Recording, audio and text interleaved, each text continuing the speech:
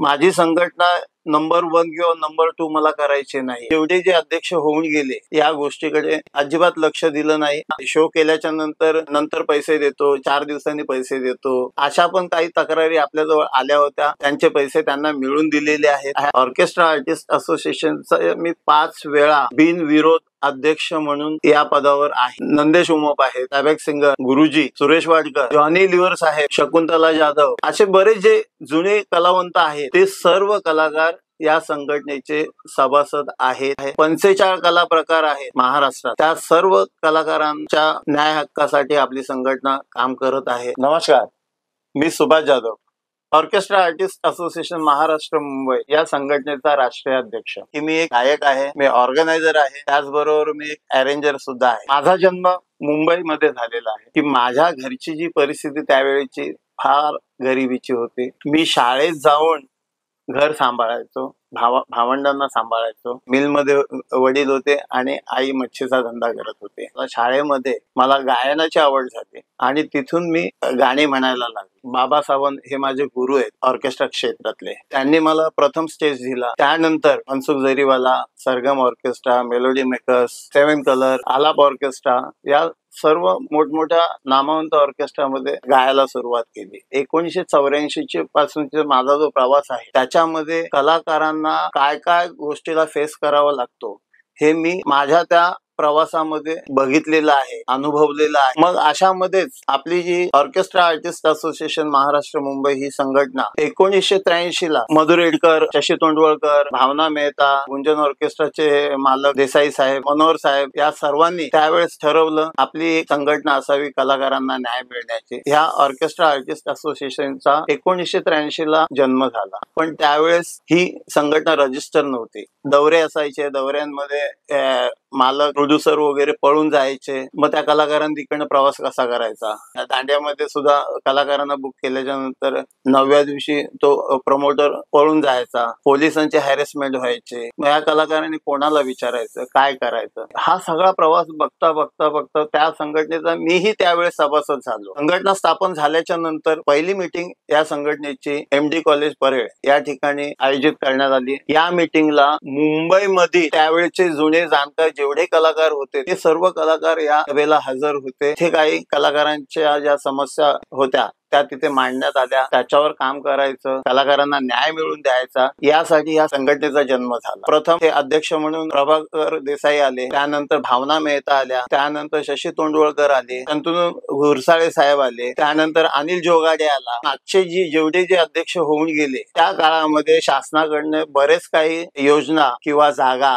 मुंबईमध्ये अवेलेबल होत्या, मिळणाऱ्या होत्या, शासन देत होतं. परंतु या लोकांनी या गोष्टीकडे अजिबात लक्ष दिलं नाही. मग म्हटलं तर कलाकारांसाठी ही संघटना स्थापन झालेली आहे तर मग असं का. आणि ही लोक सगळी जाणकार होती, शिकलेली होती, वकील होते. तर शेवटी मग मी असा विचार केला की चला आपल्याला बऱ्याचशा गोष्टी माहिती आहेत. जर अध्यक्ष झालो तर जसं SSC चा मुलगा अभ्यास करतो, सगळेच लोक काय 100% पास होत नाही. तर मी पण अभ्यास करून अध्यक्ष प्रवास मी चालू करतो आणि जसे मला अडथळे येतील त्या ठिकाणी पुन्हा परीक्षेला बसून मी तो प्रश्न कलाकारांचा मार्गी लावण्याचा प्रयत्न करेल. या हिशोबाने सर्व कलाकारांनी मला साथ दिली आणि 2010 मध्ये मी अध्यक्षपद या संघटनेचं घेतलं. ते अध्यक्षपद घेतल्याच्या नंतर व्यवस्थित करेपर्यंत मला 4 वर्ष लागले. 4 वर्षानंतर शासनाला ज्या पद्धतीमध्ये किंवा धर्मदाय आयुक्ताला ज्या पद्धतीमध्ये ही संघटना पाहिजे होती, कागदपत्रासह शासनाचे जसे कार्यप्रणाली असते त्याप्रमाणे ही संघटना 2014 ला खऱ्या अर्थाने ही व्यवस्थित मार्गाला चालू झाली. परंतु हे सर्व करत असताना खूप म्हणजे भयंकर अडथळे आले. ऑर्केस्ट्रा बार असतील, मुंबईतील थिएटरमध्ये प्रोग्राम असतील, मुंबईमधील नाटकाचे प्रयोग असतील, भारुडाचे प्रयोग असतील, नाशिक बाजेवाल्यांचे प्रश्न असतील, डोली बाजेवाल्यांचे प्रश्न असतील, रास बँडवाल्यांचे प्रश्न असतील, शाहीर लोकांचे प्रश्न असतील, म्हणजे अनेक विविध कला क्षेत्रातील कलाकारांचे प्रश्न हे सोडवण्याचा प्रयत्न मी चालू केला आणि त्याला आपल्या सर्वांच्या आशीर्वादाने बऱ्याच लोकांना न्यायही मिळवून दिला. शो केल्याच्या नंतर पैसे देतो, 4 दिवसांनी पैसे देतो, देतो, अशा पण काही तक्रारी आपल्याजवळ आल्या होत्या. त्यांचे पैसे त्यांना मिळून दिलेले आहेत. ह्या समस्या असतील त्यांनी मला लेखी स्वरूपात लिहून द्यावं. त्या व्यक्तीची समस्या तासामध्ये, 2 तासामध्ये, 2 दिवसात, 1 हप्त्यामध्ये शॉर्ट आउट करून दिलेल्या आहेत. या सर्व गोष्टी करताना माझ्या फॅमिलीनी, माझ्या बायकोनी, माझी बायको पण आहे, मैत्रीण पण आहे, या सर्वांनी मला खूप साथ दिली. आपल्या महाराष्ट्रात, मुंबईमध्ये बऱ्याच कलाकारांच्या संस्था आहेत. ती लोक सुद्धा आपापल्या परीने कामं करतायत. त्यांचंही स्वागत आहे. मी या संस्थेचा अध्यक्ष झाल्यानंतर मला पहिला अनुभव आजही मला आठवतो. बाळा साबोटे, ढोलक वादक, यांना अटॅक आला होता आणि मला अचानक फोन आला की जाधव साहेब, आपल्या बाळाभाऊंना हृदयविकाराचा अटॅक आलेला आहे, त्यांना जे हॉस्पिटलमध्ये आणण्यात आलेलं आहे, तर आपण काय करू शकता. मी तिथे थोडा स्तब्ध झालो. म्हटलं कलाकार तर आहे, आपण ही संघटना कलाकारांच्या सर्वांगीसाठी आपण स्थापन केलेली आहे, मग का नाही आपण प्रयत्न करायचा. शेवटी तो आपला कलाकारच आहे. जी संघटना आहे ती एक फॅमिलीच आहे कलाकारांची. मग त्या बाळाभाऊंसाठी अथांग प्रयत्न केले. त्यांनी तिथे ऑपरेशन न करता माधवबागमध्ये ट्रीटमेंट घेतली आणि व्यवस्थित झाले. व्यवस्थित झाल्याच्या नंतर त्यांच्या मिसेसनी, त्यांच्या मुलांनी मला फोन करून खूप त्यांनी मला आशीर्वाद दिले. त्यावेळेस मला असं जाणवलं की पैशापेक्षा हे मोठं काम केलं. माझ्या मनाला जे समाधान त्यावेळेस वाटलं ते मी तुम्हाला सांगू शकत नाही. त्यानंतर मी असं ठरवलं, मी बरोबर काम करतोय, मी याही पुढे माझ्या कलाकारांसाठी ते काम करेल. लोक मला काहीही म्हणू, पण मी हे काम करत राहील. या संघटनेच्या माध्यमातून सांगायचं म्हणजे, आज भले तुम्ही मला अध्यक्षाच्या खुर्चीवर बघताय, संपूर्ण महाराष्ट्राचे कलाकार माझ्या पाठीशी आहेत. तुम्हा सर्वांचे मी प्रथम आभार मानतो. जो तुम्ही माझ्यावर विश्वास ठेवलेला आहे त्याला मी कुठे तडा जाऊन देणार नाही, याची मी गवाही देतो. मला सांगण्यात खूप आनंद होतो की या संघटनेमध्ये उत्कृष्ट गिटारिस्ट जे आर.डी. बर्मन यांच्या सोबत वाजवत होते, रमेश अय्यरजी, त्यानंतर बाळकृष्ण धामणकर, ढोलकीचे आणि ढोलकचे गुरुवर्य, धामणकर फॅमिली, श्याम एडवणकर, त्यानंतर प्रभाकर देसाई जे गुंजन ऑर्केस्ट्राचे मालक होते, मनोहर भाटकर, भावना मेहता, पल्लव पंड्या, दीपक साळसकर, लोकशाहीर आहेत, तमाशावाले आहेत, त्यामध्ये रघुवीर खेडकर असतील, रामानंद माळे असतील, सुरेश जाधव असेल, शिवाजीराव पाटील असतील, विनोद ढगे असतील, नंदेश उमप आहेत, टॅबॅक सिंगर गुरुजी, सुरेश वाडकर, जॉनी लिव्हर साहेब, शकुंतला जाधव, असे बरेच जे जुने कलावंत आहेत ते सर्व कलाकार या संघटनेचे सभासद आहेत. या कलाकारांनी माझ्यावर जो विश्वास दाखवलाय त्यामुळे ऑर्केस्ट्रा आर्टिस्ट असोसिएशनचा मी 5 वेळा बिनविरोध अध्यक्ष म्हणून या पदावर आहे. हे सर्व माझ्या पाठीशी आहेत. आम्ही एकमेकांची चर्चा करतो, कलाकारांचे प्रश्न कसे सोडवायचे. मंत्रालयाचे पत्रकार खंडूराज गायकवाड आहेत, त्यांच्याबरोबर चर्चा होते की कलाकारांना शासनाकडनं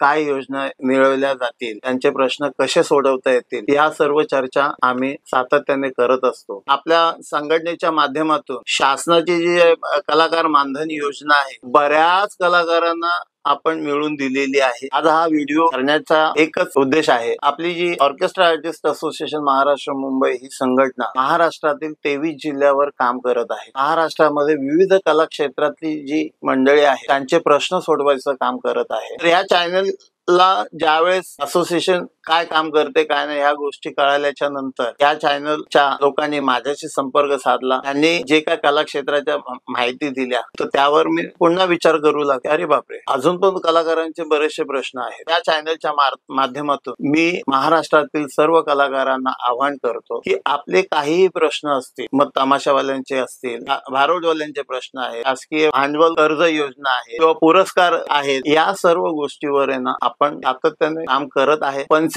कला प्रकार आहेत महाराष्ट्रात, त्या सर्व कलाकारांच्या न्याय हक्कासाठी आपली संघटना काम करत आहे, करत राहील. ज्यांना कोणाला कला क्षेत्रातील काहीही अडचणी असतील, तुमच्यापर्यंत ही संघटना पोहोचली नसेल किंवा तुम्हाला माहिती नसेल, तुम्ही खालील दिलेल्या नंबरवर माझ्याशी संपर्क साधू शकता आणि तुमचे जे काय प्रॉब्लेम असतील ते माझ्यापर्यंत बोलू शकता. त्याच्यातून तुम्हाला नक्की समाधान मिळेल. कलाकारांची कामं फार कमी झालेली आहेत. माझा फोकस असा आहे की जास्तीत जास्त कलाकारांना कशी कामं मिळतील, त्यांचे प्रश्न शासन दरबारी कसे सोडवले जातील याच्याकडे माझा फोकस आहे. माझी संघटना नंबर 1 किंवा नंबर 2 मला करायचे नाही, परंतु माझ्या संघटनेच्या माध्यमातून जे कार्य होईल, ज्या कलाकारांना मदत होईल, ज्या कलाकारांचे प्रश्न सुटतील, त्या कलाकारांनी दुसऱ्या कलाकाराला सांगायला पाहिजे की बाबा रे, तुझा हा प्रॉब्लेम आहे तर तुम्ही ऑर्केस्ट्रा आर्टिस्ट असोसिएशनच्या सुभाष जाधव यांना भेटून तुझं प्रॉब्लेम त्यांना सांग, नक्कीच ते तुझं प्रॉब्लेम शॉर्ट आउट करतील. तीच माझी खरी पोच पावती असेल. येणाऱ्या काळामध्ये माझी संघटना,